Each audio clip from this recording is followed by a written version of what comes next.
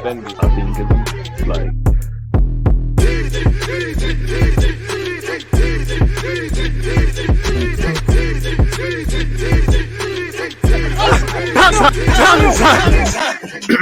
Are we live? People deluded, I'm back again. Thank you very much for tuning back in each and every time. I can't lie, first things first, people, that intro slaps in it. I can't lie. What a way to brighten up your mornings and things like that. Sorry, folks. You know, I knew something didn't feel right about the stream. It's because I ain't got my little slippers on, or specifically Crocs, people. You know, there's nothing like being comfortable while talking to you guys. Obviously, one love to those of you, well, everybody tuned in, but, you know, Tans, Andrew, and many more. I see you lot commenting from early. I appreciate that. And as usual, I appreciate everyone's support. People deluded, I'm back again, in case you're missing it. It's, you know, it's morning time in the United Kingdom. So good morning, good afternoon, in some cases, good evening, and of course, good night, depending on where you are. You know, obviously, you got to count your blessings. I know, well, speaking for myself, I've got a lot to be thankful for. You know, I've got my health, I've got you guys, I've got people that love, man, you know.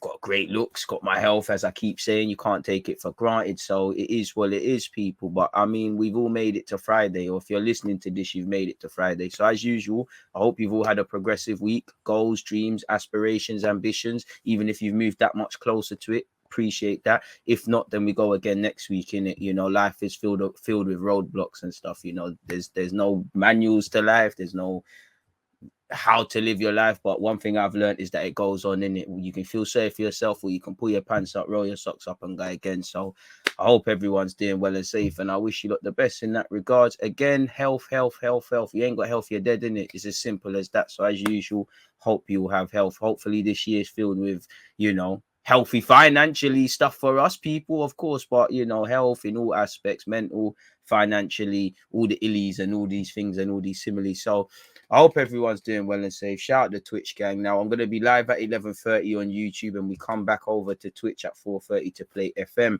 But obviously, throughout the course of this live stream on Twitch, we'll speak about, again, after the we'll speak about transfers. I know you lot want to speak about Bruno Guimaraes to Newcastle. Luis Diaz is going to Liverpool, allegedly. Adama Traore, just like Diaz, has rejected Spurs to go to Barca. So big up to them, and brownie points for Liverpool and Barcelona. Arsenal still ain't signed no one, but it is where it is, people. I'd rather, you know, man are getting rejected by Adama Traore, and that, you know, one bleaching Simeon Panda, and that is a myth, man. Mr. Bleaching Light, man.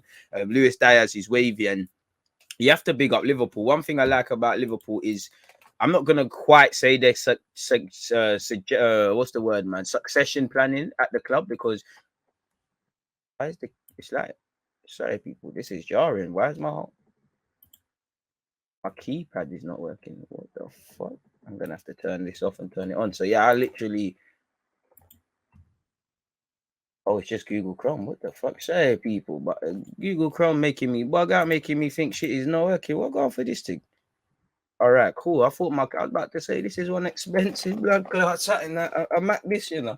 You can't be mashing up, bro. This costs like a couple bags. You can't mash it up. But as I was saying before, I had a little panic, people. One thing I like about Liverpool, I can't comment on how wavy the succession planning is, because I don't know who's going to replace Michael Edwards. I don't know their plans for that. I don't know their plans, or specifically FFG's plans for who replaces Michael Edwards, who, as great as Klopp has, he's as important, or has been as important. You know, I don't know who's going to replace Mo Salah, Van Dijk, Mane, players that are there for the present. But one thing I like about Liverpool is it looks like there's a proactiveness to move into that, really. You know, Luis Diaz, we're going to get into the intricacies of it, but allegedly 45 million. Now, I don't know if it's going to correlate to the Prem, but I think he's wavy. You know, you've seen it in the champs. One thing I think about it, he's got that Liverpool thing about him. I'm not talking about diving. I had to do it, Liverpool fans, but he can press. He will get it in it. He's got that South American hunger, and I think Liverpudlians will fall in love with that. So I think he's got that.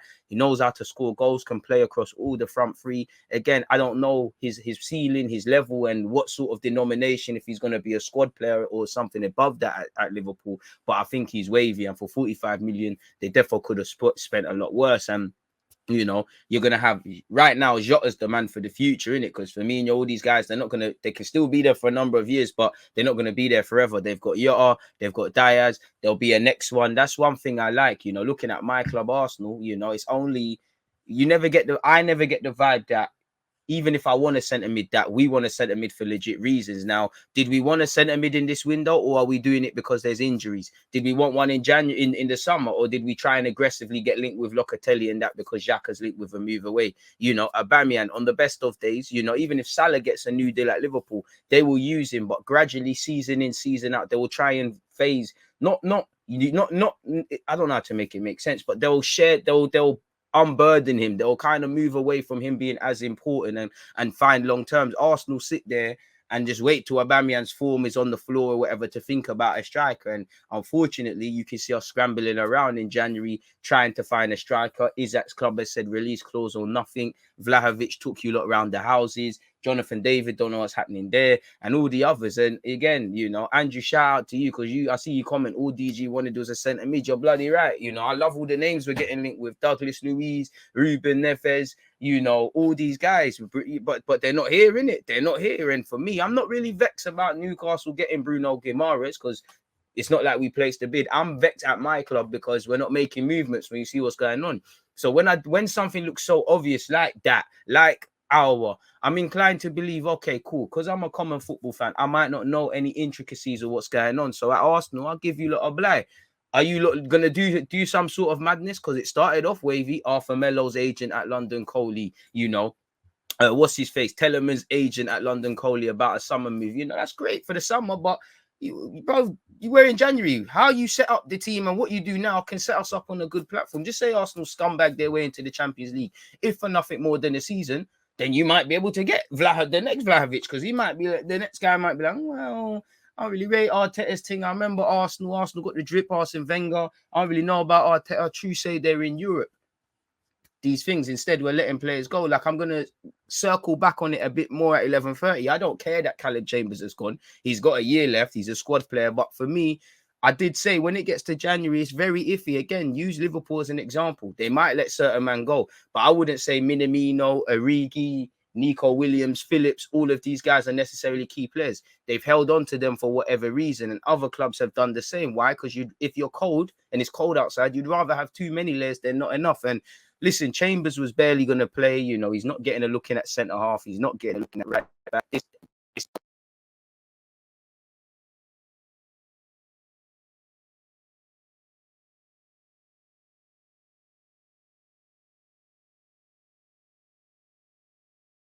It muted. Sorry, folks. Can you lot still hear me, or is it still muted? I don't know what happened there. Apologies for that one. It seems like my mic's just turned off. I need to buy a new wire, people. It's just gone walkabout. So you lot are gonna just have to hold it up with the built-in mics temporarily.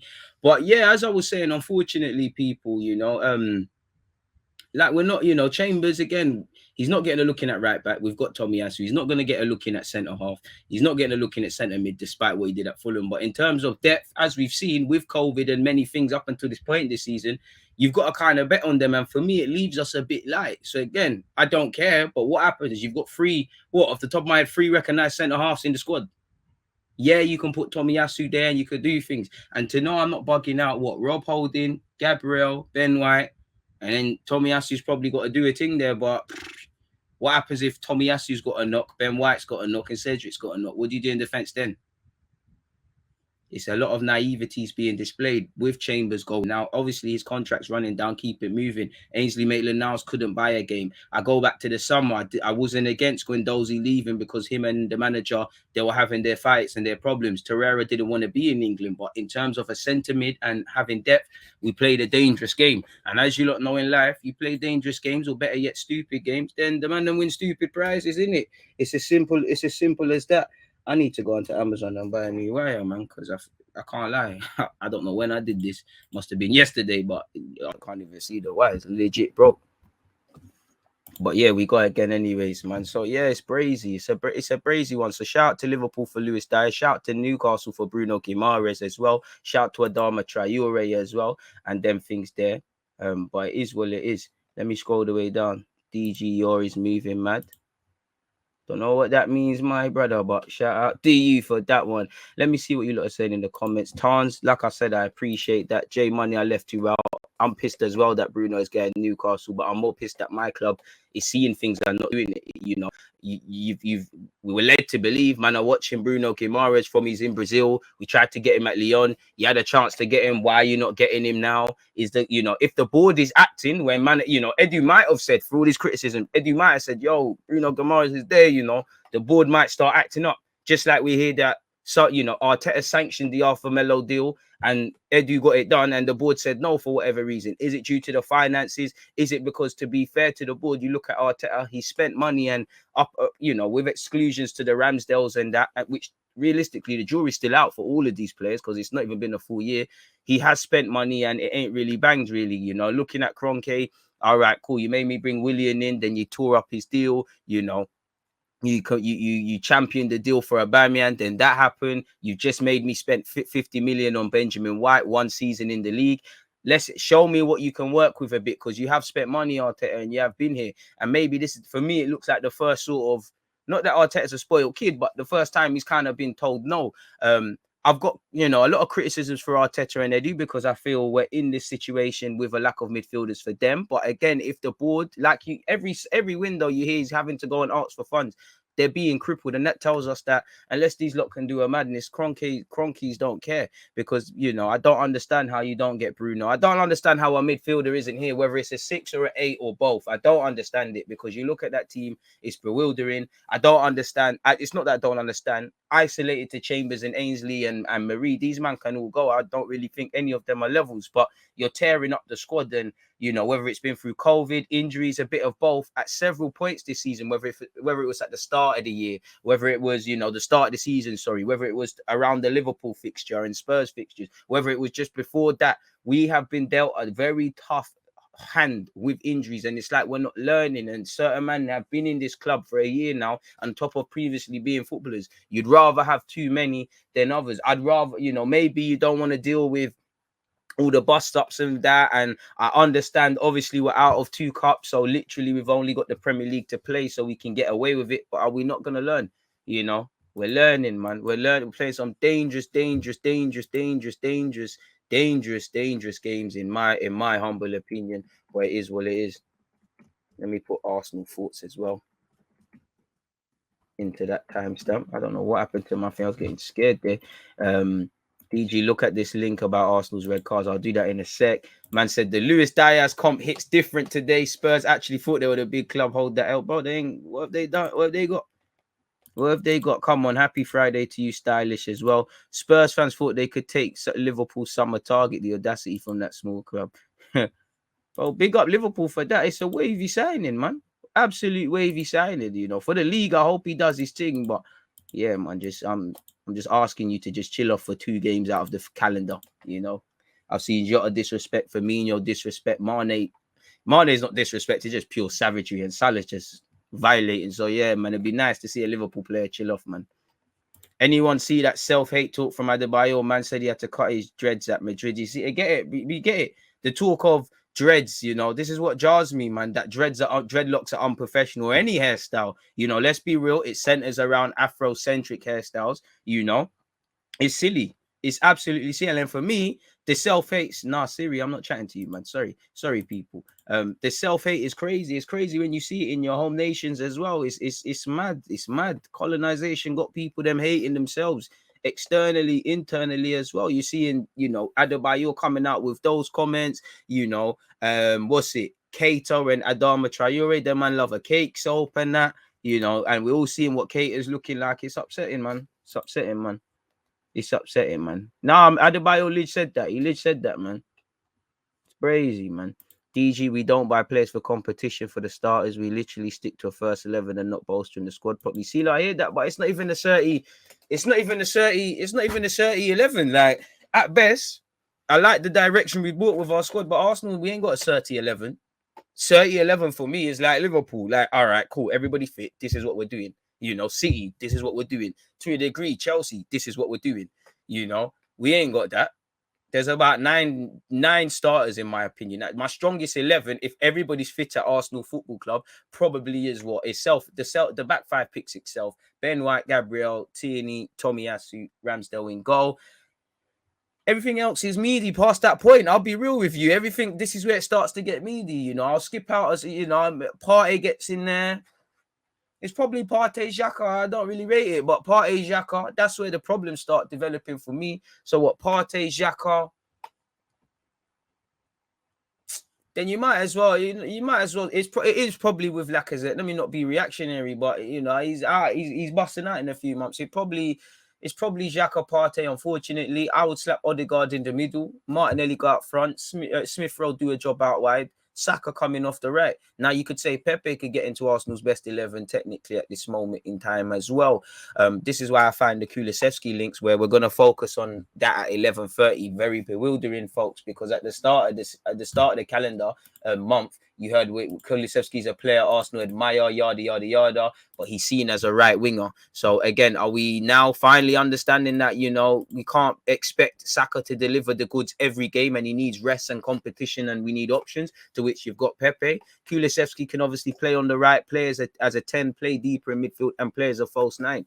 But what is he specifically? You know, there's that grey area. As much as I like him, what is he specifically? A lot of players today can do a lot of things, but what are they? And Arsenal players, we run that risk. They come to this club, they can do everything. What are they? How's he going to fit in? He can help us with adaptability, but is he necessarily going to be a striker that scores goals? I can't say yes, I can't say no. So I'm going to go with no. It just seems like we're over. I'm not against his signing, especially if he plays on the wing, because if Arsenal dealt with the basics, I would like us to look for a winger, to look for another centre half potentially, you know, and things like that. But I don't know what he's kind of solving. And if I was Juventus, I'd tell us to shove it, if I'm honest with you, because we're not the only club interested in Kulusevski. And we're going for this offer thing. Say, if I'm Juventus, and, you know, me and Edu or Edu's counterpart and him, they agree something, and then Edu takes it back. Edu's clearly little man in this thing. He's like, he can't. I think Arteta's got more say so than him. You know, he can't verify nothing. If you go back to this board and they say no, then we're going for this thing. Then I hope for Arsenal's sake you got something planned, man. I'm not asking for much. I'm asking for basic competencies. But you're right, we don't have a 30-11. And Edu came out and said, yo, after the summer, the next few windows, it's about 1-2 improvements. I know January is difficult to do business and I'll cut the club some slack, but what are you seeing? Fair enough, you're getting the outgoings. And listen, apparently, Chambers saves about 2 million. You know, you've got Marie gone, Ainsley, hopefully Ainsley, Torreira, Guendouzi, these guys complete permanent moves away from the club. And I'm not against getting rid of these because none of them are bad players together. They're meaty, but there's timing. And I said it, I might not rate Lacazette. I might not rate El Nene. I might not think Chambers or Ainsley or whatever. But when you get to January, and the same goes for Klopp and Liverpool with Minamino, Origi, and all of these, I'm going to stay with that example. When you get to January, you've got to be a bit sensible, you know, because there's going to be egg on a man's face. You don't bring a striker, well, you have to bring a Aubameyang back into the fold, you know, whether you like it or not. But we've got a lot of football. This Lacazette thing ain't going to be it to the end of the year. Same way Lacazette and Aubameyang up front weren't the thing for the whole duration. Similar to Aubameyang. It seems like for me, we stumble on something that works and we ride that till the wheels fall off. And then when it stops working, like with this Lacazette thing, man, are understanding, you need a striker who scores goals, you know, you need a bit more.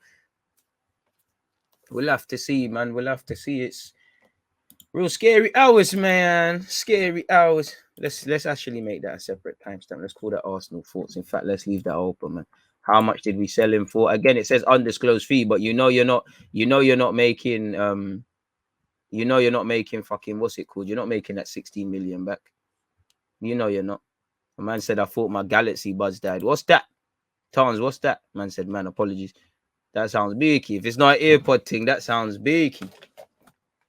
I love Mane, but this Diaz still changes a lot. For me, I reckon, I always thought if it came to it, I'm not going to say sell Mane, because it sounds bad. I thought if it comes to it, Salah's going to be the one that you'll try to grab a new deal for, and Mane is whatever. But like he said, the Diaz ticket changes a lot. You've got other goal scorers. I still think within the next 18 months, you lot will bring in some sort of striker if Jota's not going to do that. It's good stuff. And then obviously, Jota, Diaz, Trent Alexander-Arnold, Harvey Elliott, Curtis Jones, these sort of man, they're good. They're the guys for the future. Obviously, there'll be a couple of others that pop on the scene and a couple of others that are brought in. Like if you look at that Fabio Carvalho from Fulham, I don't know how far he can go, but he could be decent. But I'd say for Liverpool, it's all about FFG, man, because you got to replace Edwards, you got to replace Klopp, which is easier said than done. You can play. Yeah, I swear they changed the rules where you can play for more than one team in the champs. Thought Wilshere was coming back to save the day. You know what? Big up Wilshere. But again, Tans, I'm happy you said that. That's another one with egg on the face. You know, Arteta has, you know, and I hope that we bring someone in, but Arteta made sure, you know, he kept saying, no, he's not. Listen, it's training. He's never signing. If he signs, you lose credibility because I keep receipts, not because I want to catch people out. It's because I like people that say what they mean and mean what they say, really.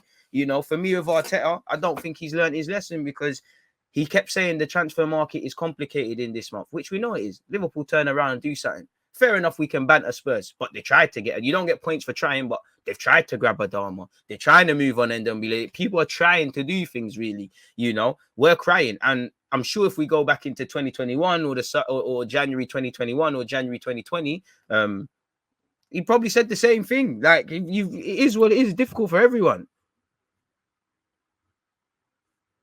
United talking about players rejecting. Hey, man. Samson. Yeah, Samson. Oof. AirPods. Listen, Apple is better than Samsung. I don't care about any of you lots. Well, the specifications on our phone, we've got pixel and all of this and all this gigabyte. I don't care. The show, rise up your snap. Show me a clear snap. Show me clear Snapchat. And I know them AirPods must be wow. They must be not so banter though. They probably are better though. Samsung are wavy, but still. Listen, it's purely an Apple thing. It looks better in it. Simple as that. Hey, G1, shout me at 11:30. I'm too tired for your BS, man. I choose say the Chelsea thing. I'm too tired for your BS, man. 11:30, we back up again, man, and I'm on to you. Fucking hate, man. Could be worse though. It could be. You're right about Chelsea, Spurs, and Arsenal. It could be worse though. We could be stuck with Jadon Sancho, Champions League, Varane, Cristiano Ronaldo, and be 8th. Thought you lot were winning the league. You man scummed it against Newcastle. Thought he was winning the league. Give me an hour. I'll wake up. I'm on you. Hour and 7 minutes exactly. But yeah, moving away from all of that though. Yeah, man. January's a difficult period to do business and whatnot, man. Yeah, Liverpool have come a long way, man. I miss the days when you like had Varane and Skirtle and bare shit, man. I can't lie, man. I miss them days, man. I can't lie. As I'm sure every other rival fan would. But yeah, man. Man, like Skirtle. Who's Matt Turner? Where you find out, let him know, bro. All I've seen is Arsenal fans say, he was unattached. He was unattached and he worked really hard and he's a good player. That's great. But I can't lie. I'm finding myself becoming less romantic as an Arsenal fan. I like the story, the underdog thing that Matt Turner has. But the harshest one, yeah, is, bro, are you a good keeper or not, bro? You know, as you know, you had to walk 50 miles to get the bus to be a pro bowler. I hear it, you know, I respect it. I don't care about these underdog stories, these we've all got one in it. Stop stories. Are you a good keeper or not? And I can't lie, for me in particular, when it comes to Arsenal and in goal, shout out to whoever bought Ramsdale in, but boy, someone sanctioned this Runnison thing. Someone sanctioned hell of fuckery at this club. So I'm looking at the goalkeeping coaches, the recruitment is where it is, man. I don't really care about nothing else, man. I'm finding myself becoming less romantic. The only thing that matters, are you a good keeper? Because as you know, if he is, then it's cool. But if you buy cheap, you buy several times. Can't like this keeper has Runnison feel to it. I'll give him a chance because I ain't seen him kick ball. And to be honest, the bar's on the floor when you see a man like Runnison. But boy, it's political, isn't it? It's absolutely political. Like he's joining in the summer, so that tells me that Leno has to be going. That Leno has to be going to Thingy. Leno has to be going in the summer. We've said, you know what, Leno, shut up, man. It's not a Newcastle thing. You have to hold it up. But at the same time, Arsenal has been doing special things. It wouldn't surprise me if we said, oh, you know what, we got a keeper coming in the summer.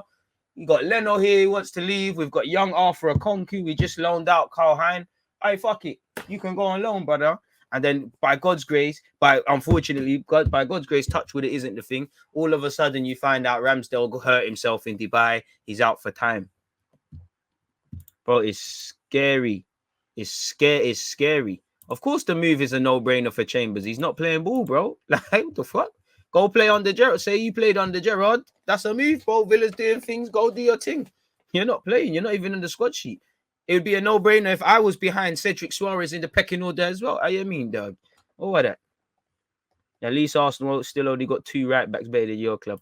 Goalkeeper of the year for MLS, so that means he's good. Wait, I don't know. I need to see with my own eyes. I need to see with my own eyes. But Espina's defo clear. The bar's on the floor, man. Espina was shit, but Renaissance shitness was different.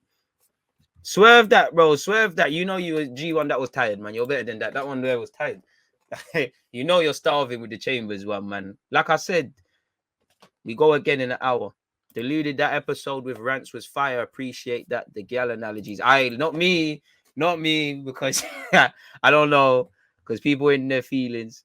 Gerrard and Villa doing bits can see the vision. I can't lie, they are. It's wavy. You know, on the best of days, I liked the way Villa, the CEO spoke about how they knew they were selling Grealish and they spent the P's.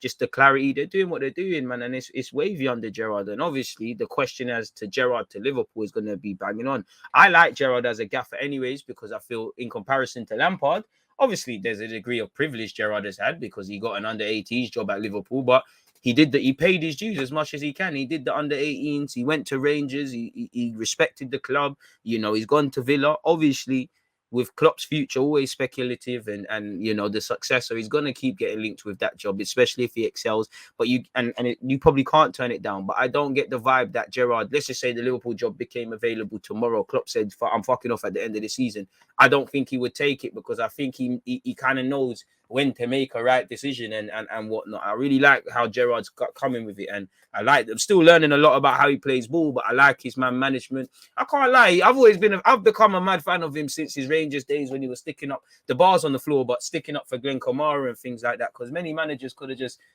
and let me be honest, especially when you ain't, you know, last time I checked, he's not black. You could just swerve it really, and he didn't swerve it really. He answered honestly. So Gerrard's always had that allegiances with me. Can't lie, Gerrard, man. I know you tried to join Chelsea as much as the Liverpool fans won't admit it. So I know you like London. You know, I know there's contract talks for certain guys, but you get me. Just cool off and wait for things to happen, man. There's a nice spot, a nice little hot seat here. Nice little hot seat.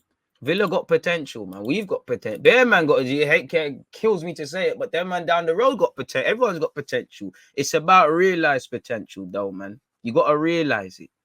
You know, and for me, I would say at least Villa, you see ambition. They want to do, I always say they want to do the Leicester thing. You're seeing Wolves. No one's really speaking about it, but Wolves are starting to do their thing again, really and truly. And no one's really saying a piece. With Arsenal, I don't really feel there's ambition. I do think players are somewhat ambitious. The manager wants to do things. I'm not saying people just want to rock up, but it just feels like we're existing. Like it's, you know, we're just that person who just from 9 to 5, we just go to work, we live for the weekends, you know, spend all our money that we've earned, and then we have the same processes. It's like we don't really want to, you know, do anything. Trust, potential, hype, man. To use Man United as an example, you know, Luke Shaw could be the best left back for it, is the best left back in the Premier and will be. It didn't happen. That Diallo youth was meant to be better than Saka and Hudson-Odoi, and he's been shipped off the Rangers, ironically. Martial, the next this, that, and the other, the next Thierry Henry. He has the opportunity to be the next Freddie Canute now at Sevilla.